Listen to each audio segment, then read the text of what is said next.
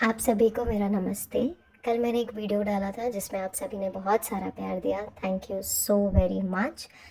और आप लोगों ने में से किसी ने मुझे मैसेज भी किए थे रेडिट्स पे। बहुत सारे लोगों ने बहुत सारी अच्छी अच्छी चीज़ें सिखाई मुझे, बिकॉज़ मुझे सच में नहीं आता था कि डिस्क्लेमर कैसे लगाना है, मुझे कैसे पॉइंट्स ऐड करने हैं, हैशटैग कैसे लगाना है, कैसे इस वीडियो को बहुत सारे लोगों तक पहुंचाना है। मैंने सिर्फ एक फ्रेश प्लेन वीडियो डाल दिया था और फिर मुझे बहुत सारे लोगों ने रेडिट पे मैसेज किया कि आपका वीडियो म्यूट हो गया था, आपके वीडियो में डिस्क्लेमर नहीं है, आपके वीडियो में हैशटैग नहीं है।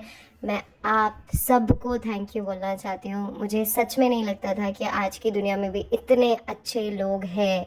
और जिन लोगों ने मुझसे कांटेक्ट किया था रेडिट पे, उनमें से 3 लोग पॉडकास्टर्स थे, जिसमें से एक ने तो मुझे पूरा हैशटैग ऐसे कॉपी पेस्ट करके भेजा था। उन्होंने मना किया अपना नाम लेने से। पर बाकी सारे रेडिटर्स जिन्होंने भी मुझे मैसेज किया था, आप सबको thank you so very much. आप सब ने बहुत हेल्प करी है मुझे। Thank you so very much and I am so sorry. मैं बहुत न्यू हूँ, मुझे नहीं पता कि ये यूट्यूब किस तरीके से काम करता है। जैसा जैसा हमें समझ में आ रहा है ना, हम करने की कोशिश कर रहे हैं। शायद हम लैक कर सकते हैं बहुत सारी जगह पे, उसके लिए मैं अभी से आप सबसे सॉरी बोलती हूँ। सिचुएशन कुछ ऐसी है कि मैं जॉब करती हूँ। जॉब करने के बाद मैं जब घर वापस आती हूँ, मेरे 2 बच्चे हैं, मुझे उनको पढ़ाना पड़ता है क्योंकि वो दोनों बड़ी क्लासेस में हैं। और उनके साथ मुझे डेडिकेटेडली एटलीस्ट 2 ढाई घंटे गुजारने पड़ते हैं रिविज़न कराने में, उनके नोट्स चेक करने में। इस बीच में रोज़ 1 डेढ़ घंटा निकालना और पहले एक वीडियो बनाना, पहले एक ऑडियो बनाना, फिर उसे एडिट करना, फिर थंबनेल बनाना, ये बहुत डिफ़िकल्ट है। जो भी ये सब कर रहे हैं podcaster, hats off to them. और स्पेशली वो पॉडकास्टर्स जो स्क्रीनशॉट्स लगाते हैं, सारी चीज़ें मेंशन करते हैं, हैट्स ऑफ टू देम। क्योंकि ये मैं नहीं कर पा रही हूँ। मुझे एक वीडियो में समझ में आ गया कि ये कितना डिफ़िकल्ट होता है। इसलिए मैंने वापस से सेम डिटेल्स, सेम पोस्टर यहाँ पे भी लगाया है। नेक्स्ट वीडियो में, या अगर मुझे सैटरडे संडे थोड़ा टाइम मिलता है तो मैं कोशिश करूँगी कि अगर मैं कुछ बेटर कर सकती हूँ। अभी के लिए प्लीज़ इसे एक्सेप्ट कर लें। अभी मैं सिर्फ आपको बातें बताने के लिए आई हूँ। तो कल हमने रोका था कि हम आगे डिस्कशन करेंगे कुछ बातों पे। पहले हम बात करते हैं पिपिका के पास्ट के बारे में। तो पिपिका का पास्ट कुछ ऐसा था जो मुझे पता है, ठीक है। अब हमारे पास जो बातें आती है वो परम काका, पीतल दीदी, पिंकू भैया के थ्रू आती हैं, ठीक है। और मुझे नाम लेने में अब कोई डर नहीं है। अगर ये वीडियो बंद होता है, स्ट्राइक आती है, मुझे सीरियसली प्रॉब्लम नहीं है। अगर कोई स्ट्राइक आएगी, मैं दोबारा से चैनल बनाऊंगी, मैं उस स्ट्राइक का स्क्रीनशॉट डालूंगी कि किसने स्ट्राइक भेजी है और मैं आपको दिखाऊंगी। क्योंकि हमारा मोटिव ये नहीं है कि हम रीच करें थाउजेंड्स लोगों को, मिलियन लोगों को, और थाउजेंड थाउजेंड व्यूज़ आए। हमारा मोटिव सिर्फ इतना है कि अगर हमारे इस वीडियो से, रेडिट पोस्ट से 1% भी चेंज आ जाए ना, तो बहुत है, बहुत बहुत बहुत है। क्योंकि मैं आपको कुछ एग्जांपल्स देती हूँ पहले, फिर हम बातें करते हैं। कुछ दिन पहले हमारे यहाँ ना नोटिस आया हुआ था, और सबको ये नोटिस दिया गया है। आप में से जितने लोग जैन समाज धर्म में जानते हैं, जो सनातनी हैं, जो जैन हैं, वो लोग ये बातें समझते होंगे। दीक्षा क्या होती है?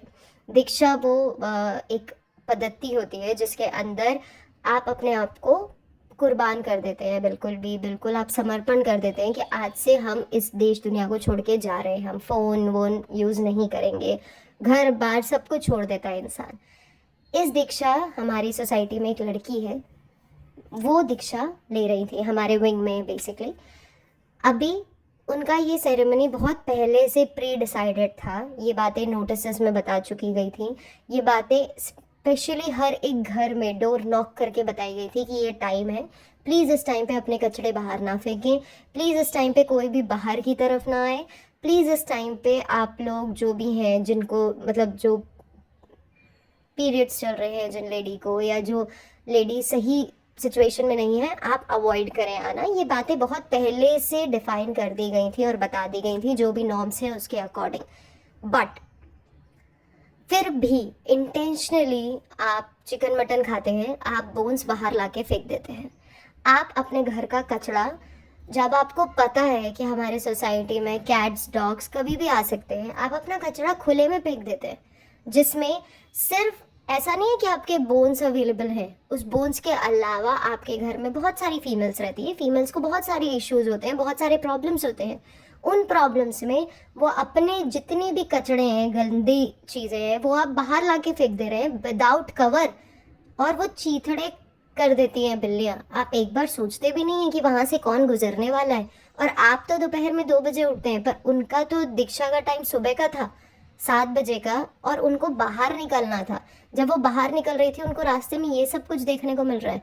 और सोसाइटी में किसी के भी घर ये नहीं था, क्योंकि सबने इतना कोऑपरेशन के साथ काम किया था। सबने पहले ही सब कुछ कचड़े वचड़े सब हटा दिए थे, एरिया पूरा साफ कर दिया था, सब कुछ उनके फूल गुलाब गुलाब से सजा दिया गया था। पर जब वो वहाँ पहुँच रही थी, उन्होंने ये सब कुछ देखा। आप इमेजिन कर सकते हैं कितना डिसहार्टफुल होगा किसी इंसान के लिए। तो ये मैं आपको लेटेस्ट एग्जाम्पल बता रही हूँ। सेकेंड एग्जाम्पल, आप लोग सोच रहे होंगे कि बहुत बड़ी बीमारी है, बहुत कुछ चल रहा है, इतनी बड़ी बीमारी बताई गई है। आप एक बात बताइए, अगर किसी के घर में कोई बीमार इंसान है, आप पार्टी ऑर्गेनाइज करेंगे? आप बाहर घूमने जाएंगे? मुझे नहीं लगता आप में से किसी के घर में ये चीज़ें अलाउड होंगी, पर इनके घर में है। इनके घर में रोज़ इनकी गाड़ियाँ धुलती है, रोज़ वो गाड़ियाँ जब धुल रही होती है तो उसका कचरा ऐसे ही छोड़ दिया जाता है। रोज़ इनके घर के बाइक गाड़ियाँ सब धुलती हैं, सबके कचड़े वहीं छोड़ दिए जाते हैं। एक बार ये सोचे बगैर कि अगर कोई एजेड पर्सन वहाँ से निकल रहा है, वो फिसल सकता है आपके साबुन वाले पानी से, वो गिर सकता है, उसे तकलीफ हो सकती है। बच्चे खेलते हैं, बच्चे गिर सकते हैं, साइकिल चलाते हैं, साइकिल स्लिप हो सकती है। क्या आप ये सब सोचते हैं? नहीं, आप नहीं सोचते। आप सिर्फ अपना कर्म करते जाते हैं, फल की आप चिंता नहीं करते। पर यहाँ पे फल और कर्म कुछ ज़्यादा ही गलत है, ठीक है। ये मैंने आपको 2 एग्जाम्पल्स बताए। तीसरा एग्जाम्पल, कल ये लोग सब कहीं बाहर गए हुए थे, और आपको ज़रूर इस वीडियोज़ में ये सब कुछ नहीं दिखेगा, क्योंकि ये लोग बहुत इंटेंशनली ना अपनी हर बातें बहुत अच्छे से छुपा देते हैं। जो इनको दिखाना होता है ना, वो बहुत इंटेंशन के साथ आपको दिखाई देता है। मैं आपको इनकी रियलिटी बताती हूँ। इनकी एक मैनेजर है चारती, उस चारती के साथ ना एक बंदा है जो इनका पीआर हेड करता है। उसके अंदर 15 से 16 लड़के हैं, शायद इससे भी ज़्यादा हो सकते हैं, 15-16 तो मिनिमम मैं आपको बता रही हूँ। ये लोग बहुत सारे अलग अलग यूट्यूबर्स को हेड करते हैं। अब ये जो लड़के हैं ना, ये इनको गाइड करते हैं कि आपको वीडियोस कैसे बनाने हैं, आपको अपनी वीडियोस में क्या दिखाना है, क्या नहीं दिखाना है। इनकी वीडियोस पहले से प्री प्लान्ड होती है, और हर चीज़ बहुत पहले से डिसाइडेड होती है कि अब क्या करना है, नेक्स्ट स्टेप क्या लेना है। अभी मुझे बहुत ज़्यादा इन्फॉर्मेशन तो नहीं मिली है, बहुत ज़्यादा कॉन्वर्जेसन नहीं हुई है, क्योंकि मैं शाम में घर पहुंचती हूँ, और जब तक मैं शाम में घर पहुंचती हूँ तब इनके वॉक वगैरह का टाइम होता है। जब ये लोग वॉक कर रहे होते हैं, बहुत सारे डिस्कशंस होते हैं जो mother in law father in law के साथ शेयर किए जाते हैं, और वो वाया हमारे पास पहुँचते हैं। तो उस डिस्कशन के अकॉर्डिंग इन्होंने सब कुछ प्री प्लान किया हुआ था कि ये लोग इस डेट पे हॉस्पिटल में एडमिट होंगे। जब ये एडमिट हो जाएंगे, उसके नेक्स्ट डे उस दिन ये पहले जब जा रही होंगी ना, ये सबको रोते हुए, हक करते हुए, नमाज रूम में जाके प्रेयर करते हुए ये सब कुछ दिखाएंगी। फिर ये बाहर जाएंगी बैग पैक करके, ये बाहर हॉस्पिटल में पहुंचेंगी। हॉस्पिटल में पहुंचने के बाद ये अपना ट्रीटमेंट करवाएंगी। ट्रीटमेंट करवाने के नेक्स्ट डे इनके आन बेबी और उनकी जो मम्मी है, जो पिपिका की मम्मी है, वो उनको लेके आएंगी। वहाँ बैठ के थोड़ा इमोशनल सीन किया जाएगा। ये बताया जाएगा कि नहीं पिपिका बताएंगी, और पिपिका के हस्बैंड बताएंगे चनाब कि नहीं हम बहुत स्ट्रांग हैं, हम इसको फाइट कर रहे हैं, हम खुश रहना चाहते हैं, हम सबको दिखाना चाहते हैं कि ये सारी सिचुएशन पॉजिटिव थिंकिंग के साथ फाइट की जा सकती है।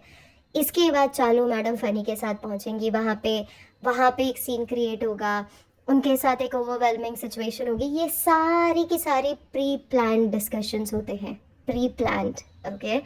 इसके बाद अभी ये जो सिचुएशन है, इसको हम इस टॉपिक पे बात नहीं करते हैं, क्योंकि मुझे मना किया गया है कि आप इस टॉपिक को अभी मत टच करें, क्योंकि अभी वो बीमार है, बहुत बुरा लग जाएगा उनको अगर इस तरीके की बातें होंगी। तो अब हम बात करते हैं इनके पास्ट के बारे में, जो आप सब जानना चाहते हैं। पहले पिपिका के मम्मी पापा की सिचुएशन जो आप पूछ रहे थे, पिपिका के पापा की सिचुएशन सही नहीं है। जितना हमें पता चला है, वो आज भी हॉस्पिटल गए थे। सडन उनको कुछ प्रॉब्लम हुई थी। आज मतलब ये वीडियो मैं कब डालूंगी I am not sure, but हाँ वो हॉस्पिटल गए थे, और उनके साथ इमीडिएटली रात के वक्त पिंकू भैया गए थे उनको चेक करने के लिए। आप सोचते हैं पिपिका मैडम बहुत अच्छी बेटी हैं, तो मैं आपको रियलिटी बताती हूँ कि पिपिका मैडम हर मंथ थोड़ा बहुत अपनी तरफ से, जो आर्मी ऑफिसर्स होते हैं उनको एक कार्ड मिलता है जिसके बारे में आप सबको आइडिया होगा, वो कार्ड के थ्रू कुछ ट्रांजैक्शंस करती हैं। हमें ये पता नहीं है कि कितने का ट्रांजैक्शन होता है, पर कुछ एक स्पेसिफिक अमाउंट का ट्रांजैक्शंस होते हैं। कुछ ग्रोसरी खरीदी जाती है और बाकी सारा स्टफ खरीदा जाता है और उनको वहाँ पे भेजा जाता है, जो पिपिका मैडम अपने परम अंकल के थ्रू भिजवा देती हैं। कभी कभार अगर उनका मन हुआ वो जाके देख के आ जाती हैं कि वो कहाँ रह रहे हैं, क्या है, कैसा है, बस इससे ज़्यादा कुछ भी नहीं। वो यहाँ से ट्रांसफ़र लेने का, ट्रांसफ़र इन द सेंस, वो पहले हमारी सोसाइटी के पास में ही रहते थे, बहुत अच्छे फ्लैट में, बहुत अच्छी जगह रहते थे, मीरा रोड में ही, बहुत पॉश कॉलोनी में उन्होंने घर लिया था। उनका रेंट उस टाइम पे 38,000 कुछ था। आप समझ सकते हैं कि कितना अच्छा फ्लैट हुआ होगा वो। तो वो बहुत सुंदर, बहुत अच्छे घर में रहा करते थे। आप अगर पुरानी वीडियोस में जाएंगे तो चालू उस फ्लैट में भी एक बार गई थी अपना कुछ गिफ्ट वगैरह देने के लिए, तो आप देख सकते हैं वो फ्लैट। वो बहुत अच्छी जगह पे रहते थे, पर क्योंकि ये लोग उनको इतना टॉर्चर करते थे, ये लोग उनको इतना परेशान करते हैं, जिसकी वजह से उनको शिफ्ट करना पड़ा। क्योंकि ये लोग डेली इंसल्ट करते हैं उनकी। वो अभी कुछ ज़्यादा ही लोनली फील कर रहे हैं, वो इधर उधर काम लेने के लिए जाते हैं, थोड़ा इंटरेस्ट, हॉबी वगैरह शो करने जाते हैं। तो वो पहले भी क्या करते थे, वो कंप्यूटर क्लासेस ले रहे थे। जिस जगह पे वो कंप्यूटर क्लासेस ले रहे थे वहाँ पे जाके इन लोगों ने मना करवा दिया कि आप इनको कंप्यूटर क्लासेस मत दीजिए, ये अगर आएंगे तो हमारी इंसल्ट हो जाएगी। अब उनके पापा कंप्यूटर क्लासेस नहीं ले सकते उस जगह पे।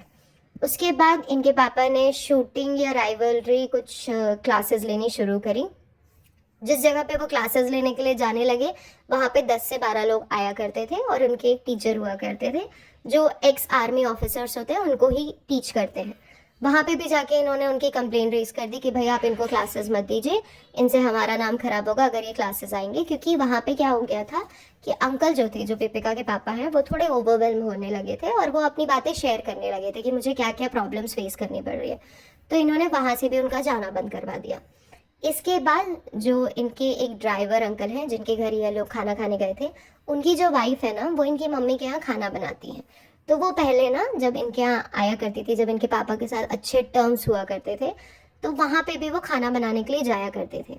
पर उसके बाद उन्होंने, क्योंकि मैंने आपको पहले भी बताया कि पिपिका के पापा को ड्रिंक करने की आदत है, और अकेला इंसान क्या करे दिन भर में। आप बच्चे को उनसे मिलने नहीं देते क्योंकि आपको लगता है आपका बच्चा बिगड़ जाएगा अगर वो अपने नाना को इस सिचुएशन में देखेगा। आप उनके पास अपनी बेटी को, उनकी खुद की बेटी को जाने नहीं देते, वाइफ उनके साथ है नहीं, बाकी की 2 बच्चियां बाहर हैं, तो वो आदमी अकेले में क्या करे। अकेलापन इंसान को मार डालता है, ये सब तो आपने सुना होगा। हम यंग लोग जो हैं 30-32 साल के लोग, ये लोग अकेले सरवाइव नहीं कर सकते हैं। तो आपको क्या लगता है कि एक आदमी जो रिटायर हो चुका है, जिसने अपनी ज़िंदगी में पूरी ज़िंदगी काम किया, मेहनत किया, क्या वो सरवाइव कर सकता है अब अकेला टाइम? आप सोचिए कितना डिफ़िकल्ट होगा उनके लिए।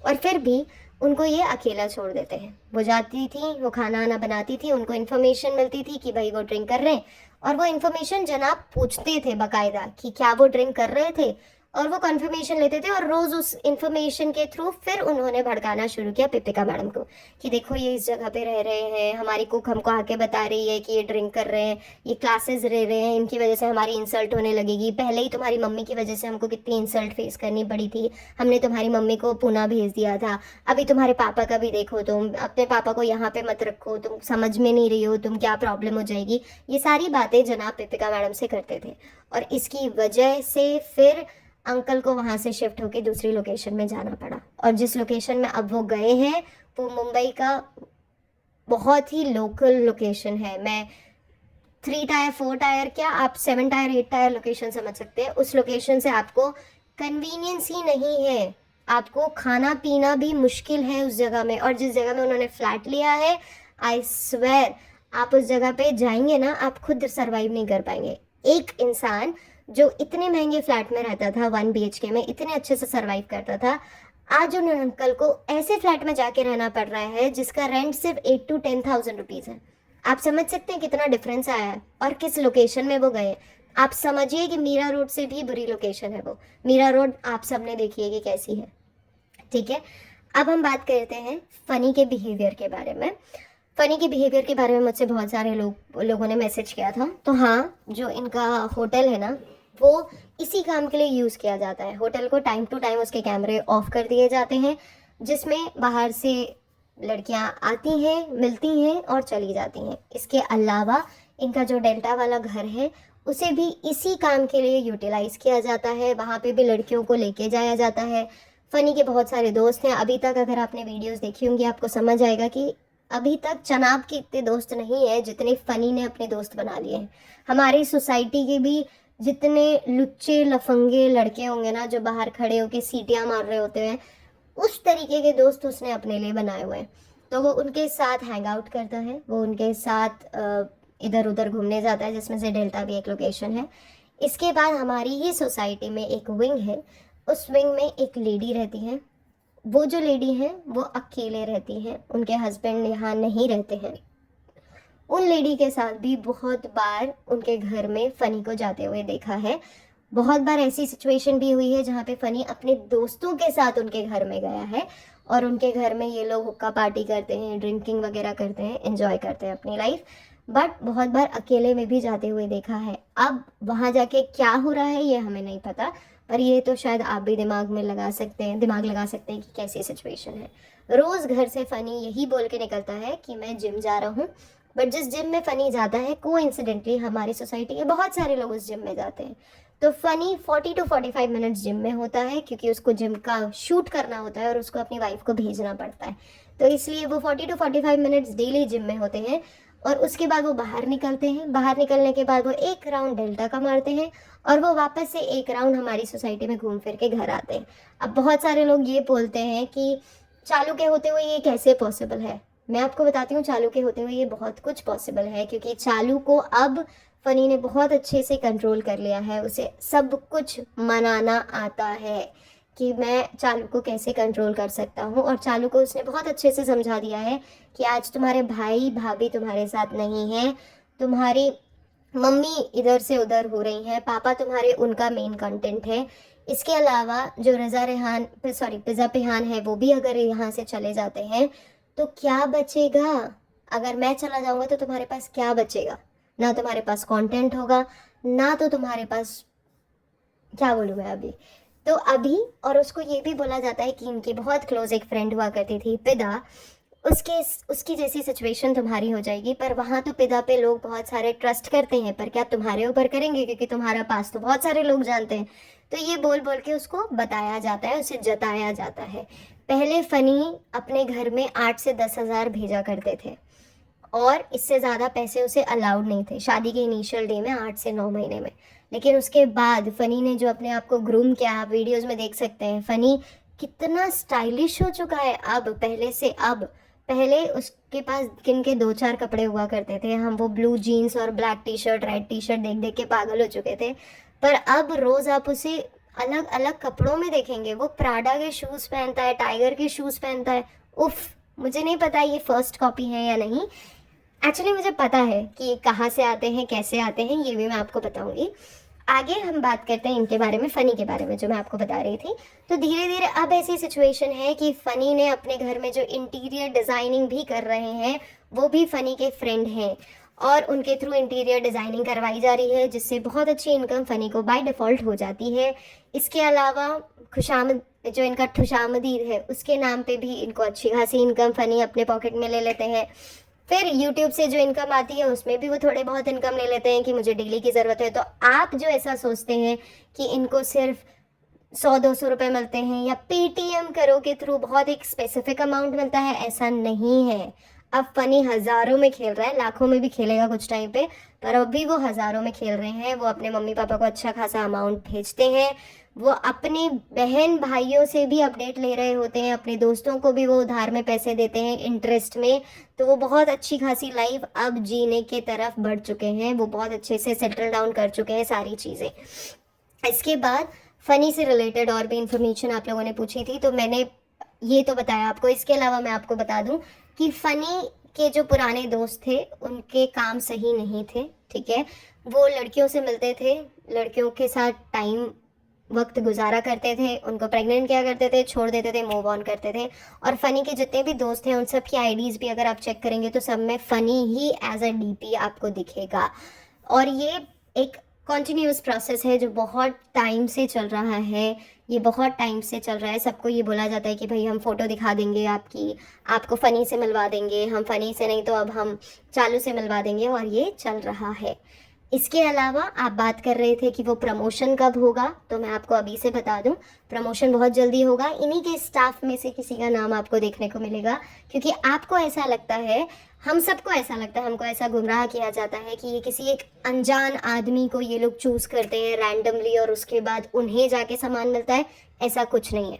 ये लोग चिट्स भी जो निकालते हैं और एप्लीकेशन से भी जो खेलते हैं ना, ये अपने बंदों को चूज़ करके रखते हैं कि हमारे ये 10 बंदे हैं, इन्हीं में से हम किसी को आईफोन देंगे, इन्हीं में से हम किसी को रियलमी और बाकी सारे जो फ़ोन्स होते हैं वो देंगे, इन्हीं में से किसी के घर जाके हम खाना डिस्ट्रीब्यूट कर देंगे, इनमें से ही किसी के घर जाके हम मिल लेंगे। ये सब कुछ पहले से चला आ रहा है। और ये सब कुछ इनके घर में जो फरहान बंदा था, मैं उसका सही नाम यहाँ नहीं ले सकती, जो वो बंदा काम करता था ना, वो ये सारी चीज़ों से वाकिफ़ था, सारी की सारी चीज़ों से। पर जैसे ही उनकी वाइफ ने यूट्यूब में वीडियो बनाया और उसके बाद उनकी वाइफ ने एक बार गलती से चालू से ये बोल दिया कि क्या तुम मेरा वीडियो प्रमोट करोगी, तो चालू ने डिसाइड कर लिया कि अब तो इसको भगाने का टाइम आ गया है, और इन्होंने उसको यहाँ से भगा दिया। ये उनको सैलरी देते थे 18 to 19,000 रुपीज़, जिसमें से वो रेंट के घर में रहना शुरू करी। उन्होंने अपना घर सब कुछ सेटल डाउन किया, सब कुछ अच्छा, सब कुछ सेटल डाउन किया, सब कुछ अच्छे से किया। बट सिर्फ एक मोमेंट वो उनसे गलती हो गई। इससे पहले जब जापा होता है, जब बच्चा हो रहा था, बच्चे होने का टाइम था, हर वक्त वो अवेलेबल थी, घर के सारे काम करती थी। इवन फनी की एक बहन है, वो भी मुंबई में रहती हैं, जिनका नाम है बुम्बुल। बुम्बुल भी इनके घर में आया करती थी, इनके घर में बहुत अच्छा टाइम स्पेंड किया करती थी, इनको गिफ्ट्स वगैरह दिया करती थी। लेकिन फिर ऑल ऑफ सडन बुम्बुल से एक बहुत बड़ी गलती हो गई। गलती ये हुई कि उन्होंने चालू से बात करी कि हमारा वीडियो प्रमोट कर दो। इस कॉन्वर्जेशन के अलावा बुम्बुल एक बार मौथा जाने वाली थी और उन्होंने डिस्कशन किया चालू के साथ कि हम आप साथ में चलते हैं। वहाँ पे एक शादी थी, जिस शादी में दोनों फैमिली साथ में पहुँचने वाले थे। तो उन्होंने बोला कि हम लोग साथ में चलते हैं और अगर आपको चाहिए तो हम टिकट करवा देते हैं। ऐसा उनके मुंह से निकल गया होगा या उन्होंने बोला होगा। तो चालू को ये बात बहुत बुरी लग गई। उससे लगा कि भाई हमको ऐसे कैसे कोई बोल सकता है कि हम टिकट करवा सकते हैं, ये अपने आप को बहुत पैसे वाली समझती है क्या, ये अपने आप को कितना बड़ा समझती है। और उसके बाद इनके रिश्ते खराब होने शुरू हुए। इसके बाद इन्होंने पता है क्या गेम प्लान खेला, इन्होंने खेला कि बुम्बुल की जो ननद है, ननद भाभी की वैसे ही नहीं पड़ती, हमारे इंडिया की हिस्ट्री रही है, उसमें उन्होंने उनको भड़काना शुरू किया। और उनको भड़काना शुरू किया कि बुम्बुल बहुत सारे लोगों के साथ मिलती है, बहुत सारे हॉस्पिटल जिनमें जहाँ वो काम करती है वहाँ पे बहुत सारे लड़के आते हैं, वो स्पेशली लड़कों को ही ट्रीट करती है, वो लड़कियों को लेट में ट्रीट करती है। ऐसी ऐसी इन्फॉर्मेशन देनी शुरू करी, उनको भड़काना शुरू किया और इससे उनकी फैमिली को धीरे धीरे धीरे धीरे धीरे धीरे करके दूर कर दिया। तो ये आपकी फेमस चालू और फनी है, जो कितने अच्छे हैं। इसके बाद हम बात करते हैं पिज़्ज़ा पिहान के बारे में। मुझे पूछा गया था 2-3 क्वेश्चंस। हाँ जी, तो पिज़्ज़ा पिहान के जो पापा हैं वो चाहते हैं कि उनको ले जाएं। हाँ, पिज़्ज़ा पहले तो एग्ज़ाम नहीं दे रही है, वो नहीं देगी एग्ज़ाम, उसकी खुद से ये लोग रिपोर्ट्स बनवा देंगे और उसको रिलीज़ कर देंगे। ज़्यादा महंगा नहीं पड़ता है। हमारे यहाँ क्या, आप कहीं पे भी काम करते हैं, इवन अगर आप टीचरशिप में भी आना चाहते हैं या अगर आप कहीं पे भी काम करते हैं, डिग्री बनाना इतना कोई बड़ा काम नहीं है। It's not a big deal और इट्स नॉट अ वेग कि कोई नहीं कर सकता है, सब कर सकते हैं। तो इन्होंने भी डिसाइड किया हुआ है, इन्होंने प्लान किया है कि ये 55 से 68 के बीच का कोई परसेंटेज आप लोगों के सामने पब्लिश करेंगे और उसके लिए एक स्पेसिफिक अमाउंट होता है जो ये लोग पे करेंगे और उसके बाद इनको मिल जाएगा इनका सर्टिफिकेट। जो पिज़्ज़ा है वो पिछले 2 साल से घर में है। इसलिए घर में है क्योंकि पिज़्ज़ा किसी के साथ चैट वैट करती थी, उसके पास पुराना एक सैमसंग का फ़ोन हुआ करता था, चैट वैट करती थी, स्कूल जाती थी, स्कूल के बाहर में मिलना मिलाना करती थी। ये सारी बातें घर में पता चली, जो बहुत ज़्यादा डिफ़िकल्ट हो गई डाइजेस्ट करना, क्योंकि जिसके थ्रू ये बातें पता चली वो शोएब के बहुत अच्छे और क्लोज़ फ्रेंड हुआ करते थे।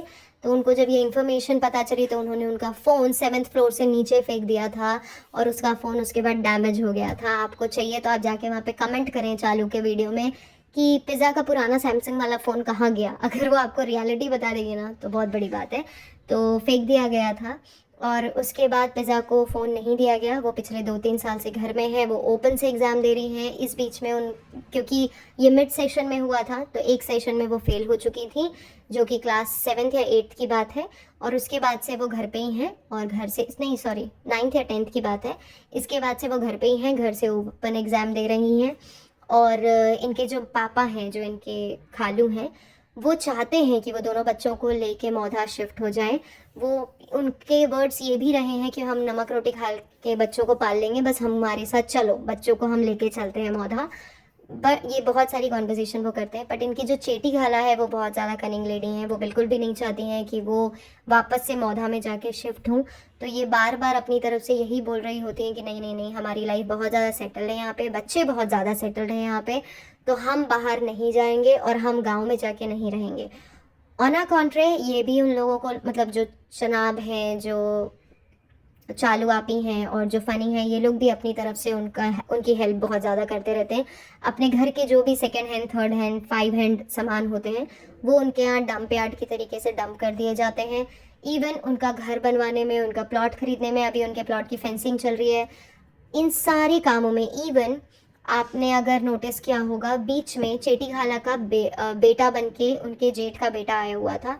उसको कुछ टाइम के लिए इन्होंने अपने खुशामदीद में काम करने के लिए रखा था, क्योंकि कृष्णा कुछ दिनों के लिए अपने घर गया हुआ था, उसकी मम्मी की तबीयत सही नहीं थी, कृष्णा सॉरी। तो उस बीच में उन्होंने खुशामदीद में इस बंदे को रखा था काम करने के लिए, पर इनको शायद उसके एफर्ट सही नहीं लगे, तो इन्होंने उनको वापस भेज दिया। और अभी उन्होंने अपने फार्म हाउस में, जो फ़नी का फार्म हाउस है, वहाँ पे उसे एज अ वर्कर और एज अ वॉचमैन रखा हुआ है, with a salary of almost 4,800 rupees. तो इस तरीके से ये लोग काम करते हैं। इसके अलावा भी बहुत सारी बातें हैं, पास्ट, फ्यूचर, प्रेजेंट, सब कुछ है। तो हम धीरे धीरे अगले जो भी हम वीडियोस बनाएंगे उसमें मैं पक्का पक्का आपके साथ शेयर करूँगी। मैं कहीं पे नोट डाउन करके रखूँगी कि मुझे किस टॉपिक्स पे बात करनी है, और उसके बाद मैं उन सारे टॉपिक्स की डिटेल्स आपके साथ शेयर करूँगी। आई एम सो सॉरी, मेरे वीडियोस थोड़े से लंबे होते हैं क्योंकि बहुत सारी बातें होती हैं बताने के लिए। मैं कोशिश करती हूँ कि मैं उन क्वेश्चंस के जवाब दे सकूँ जो आपने मुझसे पूछे हैं। तो मैं नेक्स्ट वीडियो या ऑडियो ऐसा ही लाऊंगी और ऐसे ही डिटेल्स लाऊंगी जहाँ पे मैं आपके क्वेश्चंस के आंसर दूंगी। तो ये कुछ क्वेश्चंस थे जो मुझसे अभी तक रेडिटर्स ने पूछे थे, जो रेडिटर्स के जो मैसेजेस आए थे उसमें पूछे गए थे। तो मैंने सोचा आप लोगों को यहाँ पे आके जवाब दे दूँ, क्योंकि वहाँ पे हर किसी को जवाब देना थोड़ा सा डिफिकल्ट होता है, और वो लोग खुद भी बोल रहे थे कि आप एक वीडियो बनाएं और उसमें जाके बात करें। तो मैंने सोचा ठीक है, अगर वीडियो ही बनाना है तो मैं यहाँ पे ये ऑडियो रिकॉर्ड करती हूँ और फिर आके आप लोगों को जवाब देती हूँ। तो आई होप आप सब लोगों को ये अच्छा लगा होगा। मैं लाइक, शेयर, सब्सक्राइब आपकी मर्जी है, अगर आपको अच्छा लगे आप करें। मेरी कोशिश सिर्फ इतनी है कि जितने ज़्यादा लोगों तक आप ये पहुंचा सके तो बहुत अच्छा होगा, सो दैट हम थोड़े से सुकून से अपनी ज़िंदगी जी सकें, क्योंकि हम बहुत ज़्यादा परेशान हैं।